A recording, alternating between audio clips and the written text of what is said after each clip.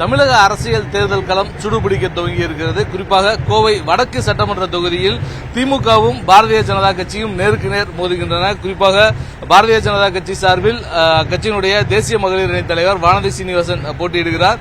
அவரை எதிர்த்து ஒரு இளம் வேட்பாளரை திமுக சார்பில் களம் இறக்கி இருக்கிறார்கள்.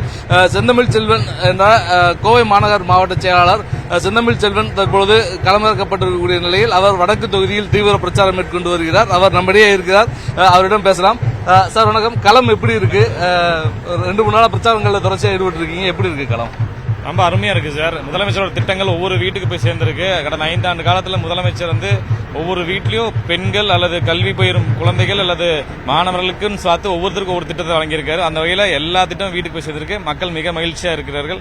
தொடர்ந்து திராவிட மாடல் ஆட்சி தான் அமையணுங்கிறத உறுதியா இருக்கிறாங்க. அவங்க அதை பார்க்கும் போதே தெரியுது. மிக சந்தோஷமா அவங்க எங்களை வரவேற்று எங்களோட வாக்கள் கண்டிப்பா எங்களுக்கு தான் போடுவாங்க தான் உறுதி அளிக்கிறாங்க. கண்டிப்பா வடக்கு சட்டமன்ற தொகுதியை பொறுத்த வரைக்கும் வானதி சீனிவாசன் களத்தில் இருக்கிறாங்க. ஒரு மூத்த அரசியல்வாதி, ரொம்ப பிரபலமானவங்க. அவங்களை எதிர்த்து கண்டஸ்ட் பண்றீங்க. முதல் முறையா களம் இறங்கி இருக்கும் போதே ஒரு மூத்த தலைவரை பிரபலத்தை எதிர்த்து போட்டியிடுறது அப்படின்றத எப்படி பாக்குறீங்க?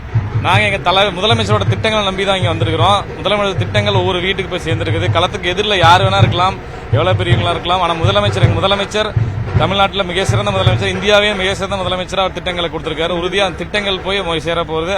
அதையும் தாண்டி கடந்த 5 ஆண்டு காலமா கோவை மாவட்டத்துக்கு மட்டும் குறிப்பா பொறுப்பு அமைச்சர் செந்தில் பாலாஜி அவர்கள் மூலியமாக பல்வேறு திட்டங்களை தொடர்ந்து இங்க பெற்றுக் கொடுத்திருக்காங்க. செம்மொழி பூங்கா ஆகட்டும், ஜிடி நாயுடு மேம்பாலம் ஆகட்டும், வடக்கு சட்டமன்ற தொகுதியிலும் பல்வேறு திட்டங்களை சாலை புனரமைப்பு மற்றும் கார்பரேஷன் ஒர்க்ஸ் எல்லாமே நல்லா பண்ணியிருக்கோம். கிட்டத்தட்ட ஒரு 4000-5000 கோடிக்கு திட்டங்களை பண்ணியிருக்கோம். அந்த திட்டங்களை நம்பிதான் நாங்கள் கலைஞர் மொழியை எதிரில் யாருக்கும் இருக்கு நாங்கள் பாக்குறது இல்ல. எதிரில் யாரா இருந்தாலும் அது திராவிட முன்னேற்ற கழக உதயசூரியன் முன்னே அவங்க நிற்பாங்க. அவ்வளவுதான்.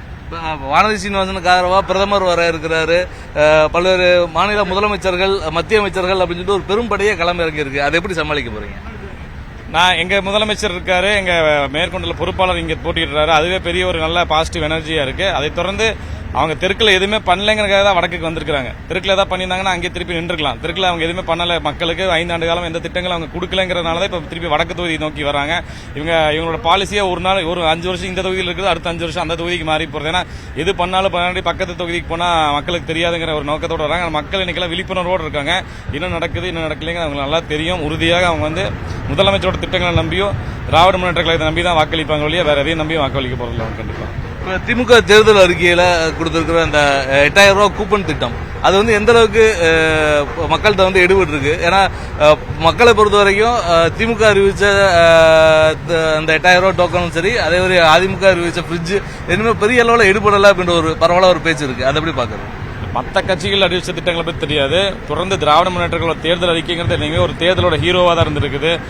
கடந்த ஆண்டுகளில் கடந்த முன்னாடி நம்ம முத்தமிழ் கலைஞர் இருக்கும் போது வீட்டுக்கு வீடு கலர் டிவி கொடுப்பேன்னு சொன்னாரு. ஆனா சொன்ன வாக்குறுதியை காப்பாற்றி ஒவ்வொரு வீட்டுக்கும் கலர் டிவி கொடுத்து அந்த கலர் டிவி தரமாகவும் மிகவும் இன்னைக்கு வரைக்கும் ஒர்க் ஆயிட்டு இருக்க டிவியில இருக்கு. நம்ம அது போலதான் போன ஆட்சியில் கலைஞர் உரிமை தொகை தரேன்னு சொல்லி கொடுத்தாரு.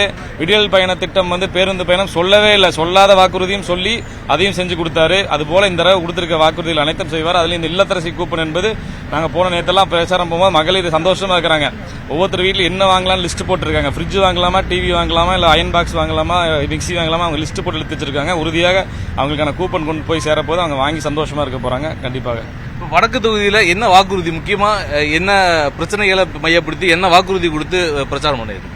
வடக்கு தொகுதியை பொறுத்த வரைக்கும் சிறு குறு தொழில் நிறைஞ்சிருக்கு. நிறைய ஃபுல்லாவே நான் பார்த்த நேற்று வயதில் பார்த்தா இப்ப இன்னைக்கு ரத்னபுரி, கணபதி எல்லாம் அனைத்து பகுதியிலும் ஒவ்வொரு தெருவுலையும் ஒவ்வொரு வீட்லயும் 2 லேத் வச்சிருப்பாங்க, சிஎன்சி வச்சிருப்பாங்க. இந்த மாதிரி பல்வேறு மிஷினரிஸ் இருக்கு. நான் ஒரு இன்ஜினியர் போட்டு பட்டதாரிங்கும் போது எனக்கும் அதோட விஷயமெல்லாம் தெரியும். 5 ஆண்டுகளா அவங்களுக்கு தொழில் ஜாப் ஆர்டர் செய்யறவங்களுக்கு ஜிஎஸ்டி வரியை குறைத்து தர சொல்லி தொடர்ந்து வலியுறுத்திட்டே இருக்காங்க. அந்த மக்கள் சிறு குறு தொழில் செய்யறவங்க ஜிஎஸ்டி வரியை குறைச்சுட்டாங்கன்னு சொல்லி தொடர்ந்து வலியுறுத்தி இருக்காங்க. அதுக்கான எந்த நடவடிக்கையும் இந்த ஒன்றிய அரசாங்கம் எடுக்கவும் இல்லை. அதோட பிரதிநிதி தான் இங்க நிக்கிறாங்க. அவங்க நினைச்சிருந்தா இன்னும் ஒரே ஒரு எம்எல்ஏ இருந்தாங்க, அவங்களாவது போய் கேட்டு ஏதாவது தமிழ்ல கோயம்புத்தூர் செஞ்சிருக்கலாம். ஆனா எதையுமே செய்யல. கோயம்புத்தூருக்கு வர வேண்டிய அந்த மெட்ரோ ரயில் திட்டமாகட்டும் எல்லாத்தையுமே தடுத்து நிறுத்தி பழிவாங்கும் நோக்கத்தோடு தான் செஞ்சுட்டு இருந்தாங்க.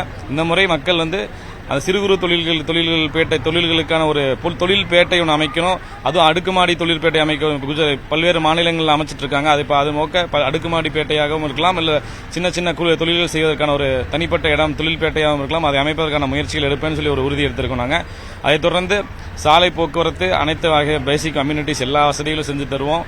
உறுதியாக இளைஞர்களுக்காக நம்ம முதல்வர் படைப்பகம் சொல்லிட்டு பல்வேறு வார்டில் போட்டிருக்காங்க இல்லைங்களா. எல்லா பல்வேறு வார்டுகளில் முதல்வர் படைப்பகம் போட்டு அதில் வந்து IAS IPS தேர்ச்சி பெறுவதற்கான பயிற்சிகள் இலவசமாக தமிழ் புதல்வன் திட்டம் நான் முதல்வன் திட்டம் மூலமா கொடுத்துட்டு இருக்காங்க. 3 இடத்துல கொண்டு வந்திருக்கோம். இந்த வடக்கு தொகுதியில் மட்டும் 3 இடத்துல முதல்வர் படைப்பகம் கொண்டு வந்திருக்கிறோம்.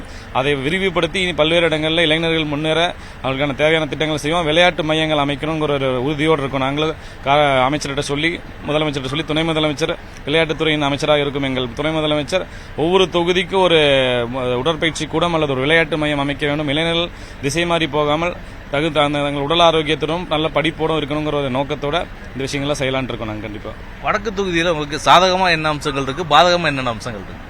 வடக்கு தொகுதி பொறுத்த வரைக்கும் எல்லாமே சாதகமா தான் சார் இருக்கு. பாதகமா இருக்கு. மக்கள் மிக சந்தோஷமா இருக்கிறாங்க, பாக்கறதுக்கு எழுச்சியா இருக்கிறாங்க. உறுதியாக வடக்கு தொகுதியை பொறுத்த வரைக்கும் இந்த முறை திராவிட முன்னேற்ற கழகம் தான் வெற்றி அடைய போகுது. அதுக்கு எங்க கழக தோழர்கள் சுத்தி எல்லாம் உறுதுணையா இருக்கிறாங்க. மக்கள் அதை விட மகிழ்ச்சியா இருக்கிறாங்க. கண்டிப்பாக நாங்க ஜெயிக்க போறோங்கிறது உறுதியா இருக்கும். எத்தனை வாக்குகள் வித்தியாசத்திலிருந்து பார்க்கலாம். கண்டிப்பாக எவ்வளவு வாக்குகள் பெறுவீங்க, எவ்வளவு வித்தியாசம் இருக்கும்? அதான் சொன்னேன்லங்க, ஒருத்தர் ஒரு நம்பர் சொல்லிட்டு இருப்பாங்க. நாங்க உறுதியா எய்ம் பண்றது ஒரு 50,000 வாக்கு வித்தியாசத்திலேயே வடக்கு தொகுதியை ஜெயிக்கணும்னு தான் முயற்சி பண்ணிட்டு இருக்கோம். கண்டிப்பா 50,000 வாக்குகள் வித்தியாசத்தில் வடக்கு தொகுதியில் தங்களால் வெற்றி பெற முடியும் என்ற ஒரு நம்பிக்கையினை வேட்பாளர் செந்தமிழ் செல்வன் தெரிவித்திருக்கிறார். அதே வேளையில் தங்கள் திட்டங்களை மட்டுமே நம்பி களத்தில் இருப்பதாகவும் எதிரில் யார் நிற்கிறார்கள் என்பதை பற்றி கவலைப்படவில்லை என்றவும் வேட்பாளர் செந்தமிழ் செல்வன் தெரிவித்திருக்கிறார். ஒளிப்பதிவாளர் கிருஷ்ணாவுடன் குருசாமி, நியூஸ் 18 தமிழ்நாடு, கோவை.